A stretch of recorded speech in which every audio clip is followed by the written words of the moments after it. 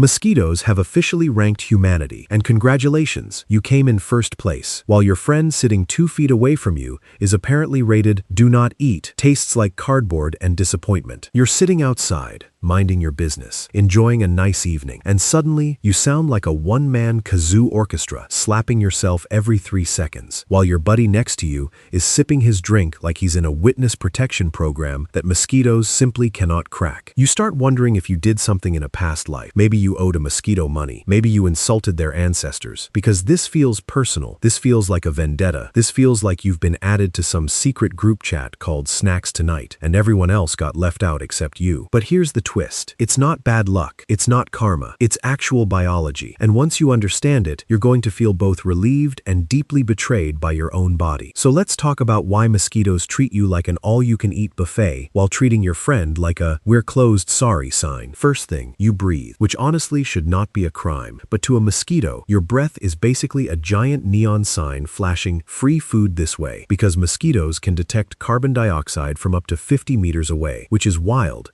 because that's basically a football field of pure mosquito GPS tracking, just from you exhaling like a normal human being trying to stay alive. Now here's the kicker. The more carbon dioxide you produce, the more delicious you smell to them, and bigger people who are more out of breath, people who just power walk to the cooler to grab another drink, produce more CO2 than someone who has been sitting there calmly like a monk in meditation. So if you're the one huffing and puffing because you decided running was a good idea today, congratulations. You basically rang the dinner bell for every mosquito in a 3-block radius. Meanwhile, your friend, who has the metabolism of a sleepy turtle, is just sitting there breathing like he's barely alive, which to a mosquito is the equivalent of a restaurant with the lights off and a sign that says "Gone fishing." Next, let's talk heat, because mosquitoes are basically heat-seeking missiles with wings, and your body temperature plays a massive role here. If you run hot, if you just worked out, if you're a little sunburned, if your body naturally radiates warmth like a walking space heater, mosquitoes will find you faster than your mom finds out you skipped the gym. Heat tells them, living creature with blood nearby, and some people are just naturally warmer than others, due to metabolism,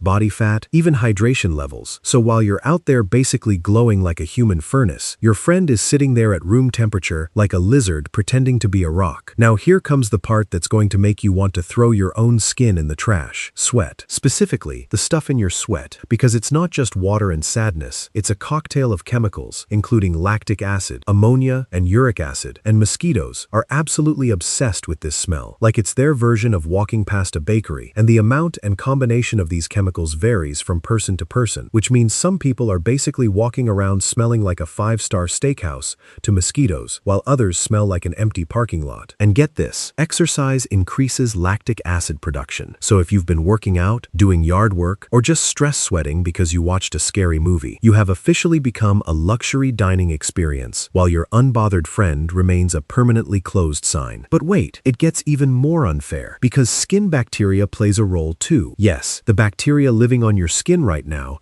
having a tiny invisible party you didn't invite anyone to, produces specific odors, and some bacterial communities are basically a 5-course meal to a mosquito, while other bacterial communities smell like nothing special. And the wild part is that this is largely genetic, meaning you can wash, you can shower, you can scrub, like you're trying to remove evidence from a crime scene, and you're still going to attract more mosquitoes than your friend, because your skin bacteria signature was basically pre-programmed before you were even born, like some cosmic prank where the universe said, "This one's getting bitten forever." And before you ask, no, eating garlic does not save you. No, taking vitamin B does not save you. No, eating a banana does not save you. Those are myths that have been tested over and over, and they fail every single time. The only thing eating garlic actually accomplishes is making sure nobody wants to sit next to you anyway, mosquito or human. So really, you just traded one problem for a slightly smellier one. Speaking of genetics, here's where it gets personal. Scientists have found that blood type might matter too, with some studies suggesting that people with blood type O get bitten more often than people with other blood types. So if you're out here getting destroyed every summer, there's a real chance your own blood type signed you up for this without your consent, like filling out a form you never agreed to. And twin studies have actually shown that identical twins tend to get bitten at similar rates, which basically confirms that attractiveness to mosquitoes runs in the family like bad knees or a weird laugh. laugh. You didn't choose it. Your parents just passed it down like a cursed family heirloom nobody wanted. And on top of that, certain genetic factors influence how much of certain chemicals your skin produces naturally, meaning some people are just born more delicious, not because of anything they did, not because of bad hygiene, not because of bad luck, but because their DNA basically wrote "kick me"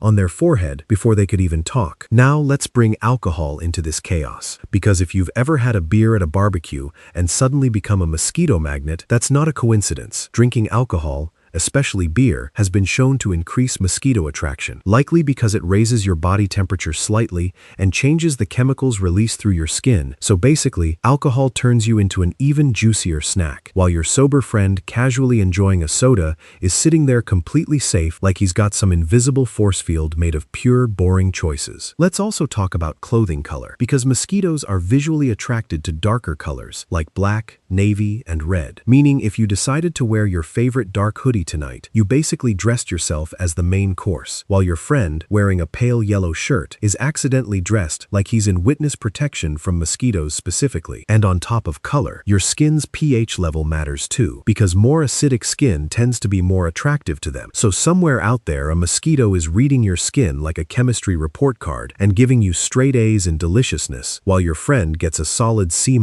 and is left completely alone. And here's something wild. Pregnant women tend to get bitten more too, because pregnancy increases body temperature and carbon dioxide output. So nature basically decided that growing a human inside you wasn't hard enough. It had to also throw in bonus mosquito attention as a little gift nobody asked for. Timing matters as well, because different mosquito species are active at different times. Some hunt mainly at dawn and dusk, while others are perfectly happy biting you in broad daylight. So there is genuinely no safe hour, no magic window, no secret time slot where you're guaranteed peace. It's basically a 24-hour buffet with your name permanently engraved on the reservation list. And just to make things worse, even the itch afterward is unfair, because that maddening urge to scratch comes from your own immune system overreacting to mosquito saliva with histamine, which means the more sensitive your immune system is, the more dramatic and long-lasting your bite reaction becomes. So while your friend gets bitten once a year and shrugs it off like it's nothing, you get one bite and suddenly you're walking around looking like you survived a wasp convention, scratching in public like you're auditioning for a very itchy interpretive dance. So when you put it all together, your breath, your body heat, your sweat chemicals, your skin bacteria, your genetics, your blood type, your clothing, your skin pH, even your drink choices, you're basically a walking 5-star mosquito resort with an all-inclusive buffet, free drinks, and a welcome sign that says, "Bite here," while your friend is the equivalent of a vending machine that's out of order, with a sign taped to it that says, "Does not accept currency," and mosquitoes just fly right past him like he's invisible. It's not bad luck, it's not karma, it's biology basically betraying you in real time, while everyone around you stays completely calm and unaffected. So next time you're sitting outside getting eaten alive while your friend remains untouched, like he made a deal with the mosquito mafia, just remember, you didn't do anything wrong. Your body is just out here advertising itself as the best meal in town, and honestly, at this point, you might as well start charging admission.